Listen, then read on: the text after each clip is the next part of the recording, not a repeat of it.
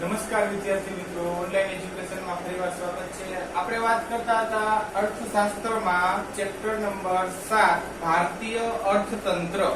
તો ભારતીય અર્થતંત્રની અંદર અત્યાર સુધી આપણે જે મુદ્દાઓની ચર્ચા કરી, તો એમાં આપણે સૌથી પહેલા જે સ્વાતંત્રતા પહેલાનું જે ભારતીય અર્થતંત્ર છે એની આપણે વિગતવાર ચર્ચા મેળવી રહ્યા હતા અને એની વાત પણ કરતા હતા. એના પહેલા આપણે પ્રાચીન ભારત વિશે ટૂંકમાં માહિતી લીધી કે પ્રાચીન ભારતમાં કઈ રીતનું અર્થતંત્ર હતું, ત્યારે ખેતી, ઉદ્યોગ અને જે બીજી જે પણ કઈ આર્થિક નીતિઓ છે તે કેવી હતી, એના વિશે આપણે થોડો ઘણો જે પણ કઈ આપેલી છે માહિતી એનેથી આપણે વાકેફ થયા અને એની માહિતી મેળવી.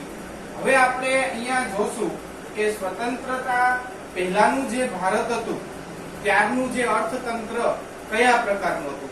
જો અહીંયા આપણને સૌથી પહેલા જે શરૂઆતથી આપણે વાત કરતા આવીએ અર્થતંત્રની, તો ત્યારે પ્રાચીન ભારતમાં કઈ રીતનું વ્યવહારો થતા હતા તે આપણે એની વાત કરીએ તો ઘણી બધી એની ચર્ચા થઈ શકે છે, પણ માત્ર આપણને અર્થતંત્ર વિશે જાણવા માટે આપણે એને ટૂંકમાં અહીંયા સમજી લઈએ છીએ.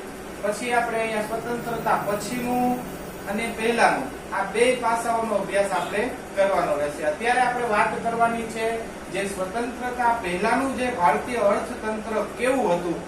ત્યારે આપણા ભારતમાં જ્યાં અંગ્રેજો આવ્યા ત્યારથી લઈને આપણે ધીરે ધીરે એના વિશે માહિતી લેતા જઈએ છીએ કે ભાઈ અંગ્રેજો આવ્યા ત્યારથી લઈને પછી ધીરે ધીરે આર્થિક બદલાવો કેવા આવ્યા અને પછી કેવી પરિસ્થિતિ થઈ, જે કોઈ વેપાર વ્યવહારો છે એમાં કેવા બદલાવો આવ્યા, આ બધી જ બાબતો છે ને આપણે અહીંયા જાણવી જરૂરી પડશે.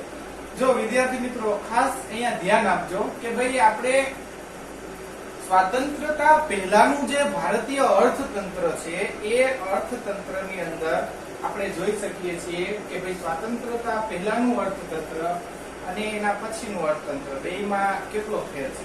સ્વતંત્રતા પહેલા આપણે જોઈએ કે જો બ્રિટિશ શાસન દરમિયાન ભારતને ઓછા પ્રમાણમાં અને સારા પરિણામો અને વધુ પ્રમાણમાં ખરાબ પરિણામોનો સામનો કરવો પડ્યો છે.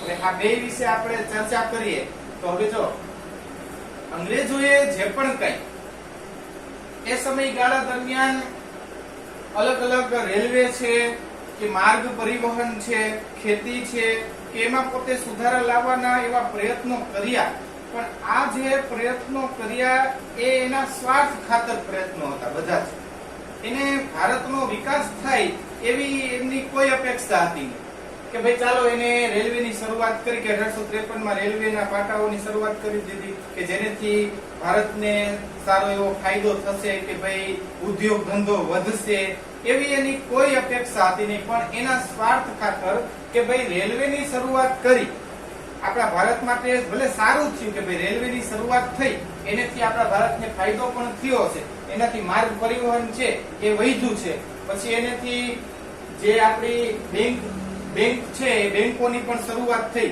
પણ આ બધી જ બાબતો છે એ માત્ર ને માત્ર અંગ્રેજ જે બ્રિટિશ શાસકો છે એના વેપાર ધંધો છે, એનો પોતાનો જે વેપાર ધંધો છે એને વધારવા માટેના આ બધા પ્રયત્નો હતા, નહીં કે ભારતના વિકાસ માટેના પ્રયત્નો.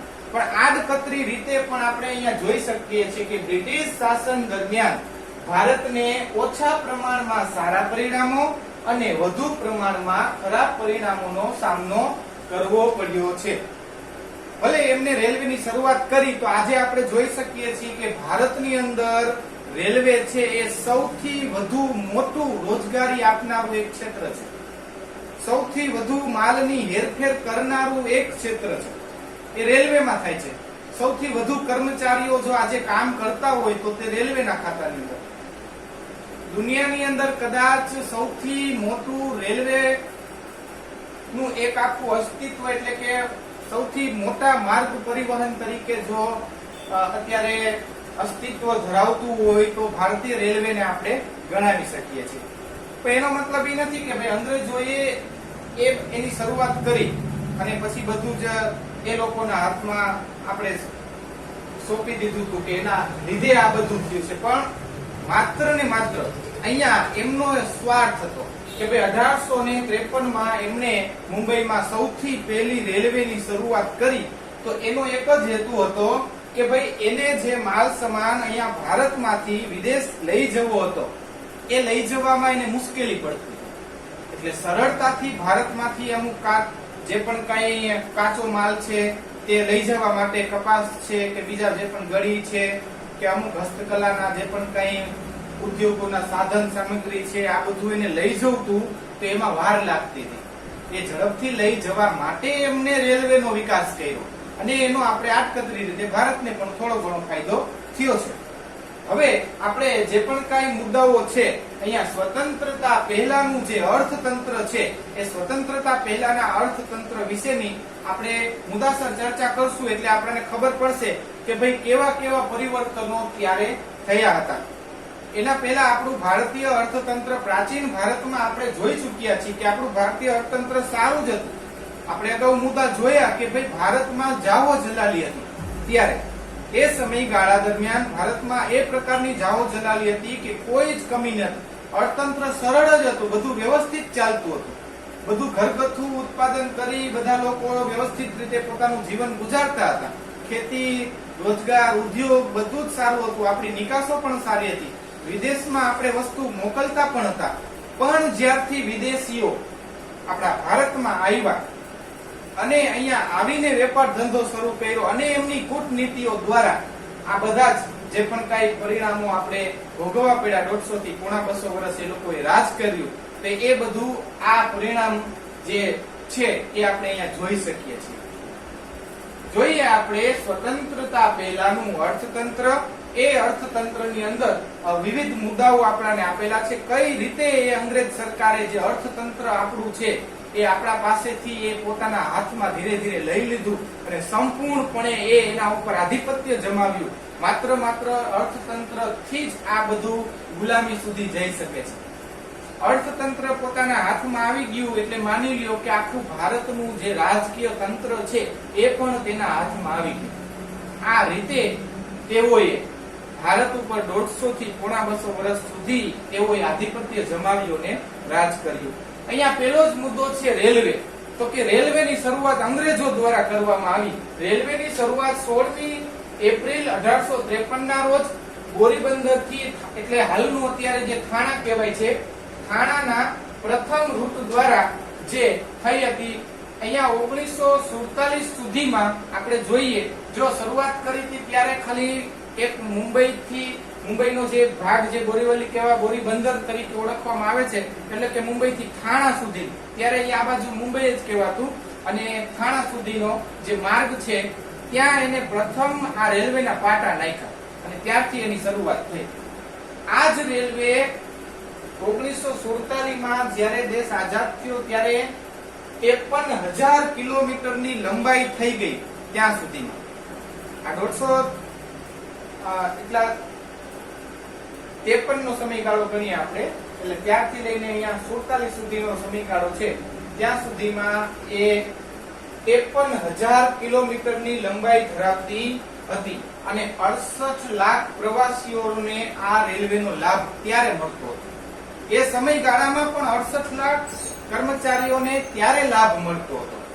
હવે રેલવેથી ભલે ભારતીયોને પણ રોજગારી મળી અને સામે આપણને સુવિધા પણ મળી અને માલની ઝડપથી હેરફેર થઈ જતી, પણ સારો વધારે જો ફાયદો થયો હોય તો તે બ્રિટિશ શાસનને થયો હતો. શું કામ કે અહીંથી કાચો માલ જે છે તે ઓછા ભાવે આપણા જે ખેડૂતો છે એની ઉપર જુલ્મ ગુજારીને પણ તે માલ લઈ લેવામાં આવતો અને કાચો માલ મોકલી વિદેશમાં, અને એમાંથી તૈયાર કાપડને જે વસ્ત્રો બનાવીને ભારતમાં ઊંચા ભાવે તે લોકો વેચતા હતા. હવે જોઈએ માર્ગ પરિવહન. તો કે જો માર્ગ પરિવહનની પણ એ લોકોને જરૂર પડતી હતી. ત્યારે માર્ગ છે એના વગર વસ્તુની હેરફેર કરવામાં એને જ મુશ્કેલી પડતી હતી. આડકતરી રીતે આપણને પણ માર્ગ પરિવહન છે એ ફાયદો થયો કે ભાઈ આપણે એનો ઉપયોગ કરતા થયા. અમુક એવા પછાત ગામડાઓ હતા ત્યાં સુધી જવાના કોઈ માર્ગ જ ન હતા, એ માર્ગો થયા. અમુક એક શહેરમાંથી કે એક રાજ્યમાંથી બીજે જવા માટેના કોઈ માર્ગ અસ્તિત્વમાં ન હતા, તો અંગ્રેજ સરકાર દ્વારા અમુક પ્રયત્નો હાથ ધરવામાં આવ્યા, તો ત્યારથી માર્ગ પરિવહન છે એની સારો એવો વિકાસ થયો છે. પછી અંગ્રેજ શાસન દરમિયાન છે ને પીડબ્લ્યુડી ની પણ શરૂઆત કરવામાં, ત્યારે એટલે કે જાહેર બાંધકામ ખાતું છે એની ત્યારે રચના કરવામાં આવી અને જાહેર બાંધકામ ખાતું જ્યારે અસ્તિત્વમાં આવ્યું એનાથી આ માર્ગ પરિવહનનો જે પણ કઈ જવાબદારી છે એને સોંપી દેવામાં આવી અને પછી જે પણ કઈ રોડ રસ્તાઓ છે એ સારા એવા વિકાસ પામ્યા છે. એ આંકડા આપણે જોશું કે ભાઈ એ 47-43 સુધીમાં કેટલા કિલોમીટર સુધીના આંકડાઓ અસ્તિત્વમાં અહીંયા આવ્યા છે. તો જે પબ્લિક વર્કર ડિપાર્ટમેન્ટ છે એની અંદર જે પબ્લિક વર્ક ડિપાર્ટમેન્ટની અંદર આપણે એની બાંધકામ ખાતામાં એની રચના કરવામાં આવી, પીડબ્લ્યુડી ની રચના કરવામાં આવી છે. પછી બ્રિટિશ શાસન દરમિયાન 19મી સદીના અંત સુધીમાં કુલ 2,78,420 કિમીના રસ્તા બન્યા હતા. 1943 સુધીમાં 4,47,105 કિમી લંબાઈ થઈ હતી અને 32% એમાંથી પાકા રસ્તાઓ હતા અને 68% કાચા રસ્તાઓ આપણે જોઈ શકીએ છીએ. તો કે શરૂઆતમાં આપણે જોઈએ કે લગભગ સ્વતંત્રતા પહેલા જે પણ કઈ રોડ રસ્તાઓ હતા એ બધા જ રોડ રસ્તાઓ કેવા હતા? તો કે કાચા હતા. પણ અહીંયા આપણે જોઈ શકીએ છીએ કે 32% પાકા રસ્તાઓ અહીંયા આપણને 43 સુધીમાં જોઈ શકીએ છીએ. 1943 સુધીમાં 32% પાકા રસ્તા અને 68% કાચા રસ્તાઓ આપણે ત્યારે જોઈ શકીએ છીએ. તો આપણે જોયું કે એક રેલવે અને માર્ગ પરિવહન. હવે ત્રીજો મુદ્દો અહીંયા આપણે જોશું તો કે બેંકોનો. બેંક છે એ બેંક એક અગત્યનું ભાગ ભજવે છે. શું કામ? કે જે પણ કાંઈ વ્યવહારો થાય છે એ વ્યવહારો બેંક થકી થતા હોય છે. બેંકની અંદર તો કે બેંક વર્ષ 1770 માં ખાનગી ક્ષેત્રમાં બેંકની શરૂઆત થઈ. અગાઉ બેંકનો જે પણ કાંઈ વહીવટ છે એ કોણ સંભાળતા?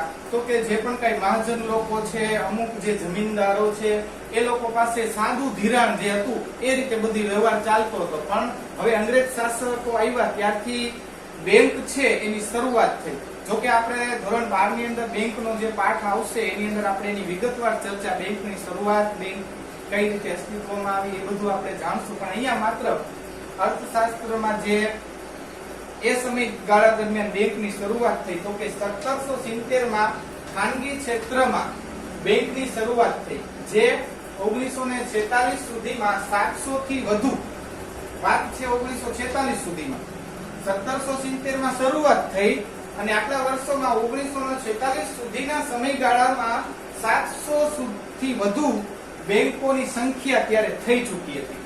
સંખ્યામાં વિકસી અને 1935 માં તો આપણે જોઈએ છીએ કે 1935 માં ભારતીય રિઝર્વ બેંક ઓફ ઇન્ડિયા એટલે કે આરબીઆઈ, ભારતીય રિઝર્વ બેંક ઓફ ઇન્ડિયા એટલે કે આરબીઆઈ ની રચના અહીંયા કરવામાં આવી હતી. પછી આ બેંકો થકી ભારતને સારો એવો વિકાસ હાંસલ થઈ અત્યારે પણ છે. શું કામ? કે એનાથી જ જે પણ કાંઈ આવા જે પ્રાઇવેટ જે ધિરાણ ધારકો હતા એમાંથી છુટકારો મેળવી અને આપણા જે ખેડૂતો છે એને એ સમયે પણ વધારે વ્યાજ ન ચૂકવવું પડે અને ઓછી રકમમાં તેમને ધિરાણ મળી રહે એવા અમુક સવલતો પણ ત્યારે ઉપસ્થિત થઈ હતી અને એનો લાભ ભારતીય ખેડૂતોને ત્યારે મળતો ઓછા પ્રમાણમાં બહુ છે, એટલો બધો ત્યારે થયો ન હતો. હવે આપણે ચોથો મુદ્દો વાત કરીએ, સામાજિક માળખું. તો કે સામાજિક માળખાનું, જેમ આપણે આર્થિક માળખું જોઈએ છીએ, આર્થિક માળખાની અંદર રોડ, વાહન પરિવહનથી લઈને બધું સમાવેશ થાય છે, એવી રીતે ત્યારે સામાજિક, તો કે સમાજમાં આપણે રહેતા હોય ત્યારે સમાજના અમુક જે રીત રિવાજો છે એનેથી પણ માણસને અસર પડતી હોય છે. તો કે એનો પણ એમાં સમાવેશ થાય છે, સામાજિક માળખું. તો સામાજિક માળખાની અંદર આપણા ભારતની અંદર એવા કેટલાક રિવાજો એટલે કે કુરિવાજો આપણે કહી શકીએ. આ કુરિવાજો દૂર કરવામાં જો અંગ્રેજોએ સારો એવો ભાગ ભજવો છે એવું આપણે કહી શકીએ. આ એક મોટો અંગ્રેજોનો પ્લસ પોઈન્ટ આપણે ગણાવી શકીએ. શું કામ? કે એનેથી ભારતના લોકોમાં એ કુરિવાજો દૂર કરવામાં સફળતા મળી છે. જ્યારે રાજા રામમોહન રહ્યા હતા ત્યારે સતી પ્રથાનો રિવાજ, તો કે જો અગાઉના સમયમાં એવી પ્રથાઓ અલગ અલગ હતી. એનો પતિ જો મરી જાય તો એની સ્ત્રી છે, એની જે પત્ની છે, એની પત્નીને પણ એની સાથે જીવતી એની ચિતા સાથે સળગાવી દેવામાં આવતી. આવા રિવાજો હતા. તો કે એ જે કુરિવાજો છે એ દૂર કરવામાં આવ્યા, કે એ કુરિવાજો છે એને હવે શું બંધ કરવામાં આવ્યા. એ એક સામાજિક પરિવર્તન થયું. તો કે સામાજિક માળખાની અંદર જ પણ એનો સમાવેશ થતો હતો. પણ અંગ્રેજ શાસકોએ અમુક એના સારા પણ એવા અફસરો હતા કે એમણે જોયું કે ભારતની અંદર આ ખોટું થાય છે, આવા કોઈ રિવાજો હોવા ન જોઈએ. પછી આ સિવાય છે કેટલાક એવા કુરિવાજોની અંદર એક બાળકીને દૂધ પીતી કરી દેવા. તો કે જો ત્યારના સમયમાં એવા અલગ અલગ માન્યતાઓ ધરાવતી કે બાળકી જન્મે તો એના માટે બહુ અભિશાપરૂપ કે ભાઈ એને બાળકી ન જોતી હોય, એને પુત્ર વધારે એને પોતાનો વંશ વેલો આગળ ચલાવવા માટે એની જ હંમેશા એ કામના કરતા હોય છે. તો બાળકી જન્મે તો એ લોકો એને શું કરી દેતા કે જન્મની સાથે તેઓને મારી નાખતા, એટલે કે દૂધ પીતી કરી દેતા. તો આ પણ એક કુરિવાજ હતો. તો કે બાળકીઓને દૂધ પીતી કરી દેવાનું, સતી પ્રથા અને આવી કેટલીક એવી જુદી જુદી માન્યતાઓ છે એ દૂર કરવા અંગ્રેજ શાસકોમાં કેટલાક એવા અફસરો હતા કે એ વ્યક્તિઓએ સાથ સહકાર આપી અને આ કુરિવાજો છે ને નાબૂદ કરી નાખ્યા ત્યારથી. તો એ આપણા માટે એક સારો મુદ્દો આપણે ગણાવી શકીએ. સામાજિક માળખું છે એમાં પરિવર્તન આવ્યું તો એ સારું. આપણે અગાઉ જોયું ને કે અમુક સારા પરિણામો હતા, અમુક ખરાબ પણ હતા, પણ આ આપણે સારો પ્લસ પોઈન્ટ આપણે ગણાવી શકીએ. પછીનો જે મુદ્દો છે પાંચમો, ખેતી છે. તો ખેતી ક્ષેત્રે ભારતને બહુ નુકસાન થયું છે. અતિશય ભારતના ખેડૂતો છે એ સમય સ્વતંત્રતા પહેલામાં જો એનાથી પ્રાચીન ભારતમાં હતા ત્યારે જાહો જલાલી હતી, સોને કી ચીડિયા તરીકે ઓળખતા. ખેતીમાં ખૂબ જ સારી સમૃદ્ધિ હતી, બધા પોતપોતાની રીતે બધું સારું એવું ઉત્પાદન કરતા હતા. પણ જ્યારથી આ અંગ્રેજ શાસકો બ્રિટિશ શાસન આવ્યું ત્યારથી અંગ્રેજ શાસન દરમિયાન બ્રિટિશ શાસનને કારણે ખેતી અને ખેડૂતો પાયમાલ થયા. ખેતી અને ખેડૂતો ત્યારે પાયમાલ થયા. બ્રિટનની ઔદ્યોગિક ક્રાંતિ બાદ એક તો જો અગાઉથી જે લોકોએ ભારતમાં આવ્યા એટલે અલગ અલગ પ્રકારની કૂટનીતિઓ દ્વારા કેટલીક જમીન ને બધું પોતાના હસ્તક લઈ લીધું. આપણા જે રાજા રજવાડાઓ હતા એને પણ અલગ અલગ લાલચમાં નાખી અને જે પણ કઈ ખેતીનો ભાગ છે, મહેસૂલનો ભાગ છે, કરવેરાનો ભાગ છે, એ બધું છે ને એ પોતાના હસ્તક લેવાનો પૂરો પ્રયત્ન કરી લીધો. અને પછી ધીરે ધીરે તે લોકોએ આધિપત્ય અહીંથી જ જો આ જ શરૂઆત છે. કઈ રીતે ભારતમાં આધિપત્ય જમાવ્યું, કઈ રીતે એ લોકોએ એક વેપારી તરીકે આવ્યા હતા અને એક આખા શાસક તરીકે થઈ ચૂક્યા. તો એ અહીંયાથી જે શરૂઆત ત્યારથી થઈ હતી કે ધીરે ધીરે એ લોકોએ સૌથી પહેલા ખેતીમાં એ મહેસૂલ ઉઘરાવવાની જે રીત હતી એમાં પોતે એક ભાગીદાર તરીકે બની ગયા, જે રાજા રજવાડાઓને અમુક લાલચો આપી. અને પછી જે ત્યારના જમીનદારો હતા એ બધા જમીનદારોને પોતાના હસ્તક લઈ લીધા અને પોતાના હસ્તક લઈ અને ઊંચા ભાવ છે એ પોતે લેવા માંડ્યા પોતે જમીનદારો દ્વારા. હવે અહીંયા ખેતીમાં જોઈએ કઈ રીતે ખેતી છે અધોગતિ તરફ, તો કે જે ખેડૂતો છે એ પાયમાલ થયા, એની પાસે ઊંચા મહેસૂલ દર લેવામાં આવ્યા અને જે પણ કઈ એ ખેતીમાં ઉત્પાદન થતું એ નીચા ભાવે ફરજિયાત પણ એની પાસેથી તે ખરીદી લેતા હતા. અને એક તરફ પાછી ઇંગ્લેન્ડમાં ઔદ્યોગિક ક્રાંતિ થઈ. ઔદ્યોગિક ક્રાંતિ વિશે આપણે અગાઉ ચર્ચા કરી હતી. ઔદ્યોગિક ક્રાંતિ કોને કહેવાય, ઔદ્યોગિક ક્રાંતિ એટલે શું? તો તમે જાણો છો કે ઔદ્યોગિક ક્રાંતિ ઇંગ્લેન્ડમાં થઈ અને બ્રિટનની ઔદ્યોગિક ક્રાંતિ થઈ અને બ્રિટનની ઔદ્યોગિક ક્રાંતિ બાદ કાપડ ઉદ્યોગમાં ગળીની જરૂરિયાતમાં વધારો થયો. હવે કાપડ ઉદ્યોગ ત્યાં ચાલતો હતો, ત્યાં ગળીનું જે પણ કાંઈ ઉત્પાદન છે એ ભારતમાં આપણે ત્યારે થતું હતું. તો ગળીની જરૂરિયાત કોને હતી? તો કે બ્રિટનમાં ઔદ્યોગિક ક્રાંતિ થઈ એના કારણે એ લોકોને બ્રિટિશ સરકારે શું કર્યું? એ લોકોને ગળીની જરૂરિયાત હતી એટલે બ્રિટિશ સરકારે ગળીનું ઉત્પાદન અને નિકાસ વધે તેવા પ્રયત્નો કર્યા. ક્યાંથી નિકાસ થાય? ભારતમાંથી. એ લોકોને કાપડનું ઉત્પાદન કરવું છે, એના માટે કાચો માલ એને જરૂર પડ્યો. કાચા માલની જરૂરિયાત ઊભી થઈ એટલે એ જરૂરિયાત હવે એ ભારતમાંથી પૂરી કરશે. શું કામ? કે ભારત એના હાથમાં છે અને ભારતમાં સારું એવું ઉત્પાદન થાય છે. તો એને શું કરવાનું છે? તો કે હવે અહીંથી માલ એને ત્યાં મોકલી દેવાનું છે. તો અહીંના જે પણ કઈ ખેડૂતો છે એની ઉપર પોતે મહેસૂલની રીતે અથવા કરવેરાની રીતે પોતે આધિપત્ય જમાવ્યું અને પછી કીધું કે ભાઈ આ માલ છે તમારે ફરજિયાતપણે અમને આપી દેવાનો. અને એ ઓછા ભાવે માલ ખરીદી અને વિદેશથી રવાના કરી દેતા અને એની જરૂરિયાત પૂરી કરતા. પછી એ તૈયાર માલ પાછા ભારતમાં આવીને વેચતા અને પાછા એ પૈસા પણ લઈ જતા. એનો માલ જ્યારે ભારતમાં વેચાવા આવે તો એના ઉપર કરવેરા 2% લાગે અને આપણો માલ અહીંયા ભારતમાં વેચાય તો એમ કે તમારે 35% લાગે. આવી વેપાર નીતિ પણ ત્યારે અસ્તિત્વમાં આવી, જેના કારણે આપણા જે ખેડૂતો છે તે પાયમાલ થતા ગયા હતા. પછી અહીંયા આપણે જોયું કે જરૂરિયાતમાં વધારો થયો તે માટે બ્રિટિશ સરકારે ગળીનું ઉત્પાદન અને નિકાસ વધે તેવા પ્રયત્નો કર્યા હતા. પછી છે મહેસૂલનો દર. મહેસૂલના દરની અંદર જોઈએ તો કે ઈસ્ટ ઇન્ડિયા કંપનીએ વિભિન્ન રાજાઓ પાસેથી મહેસૂલ ઉઘરાવવાની સત્તા મેળવીને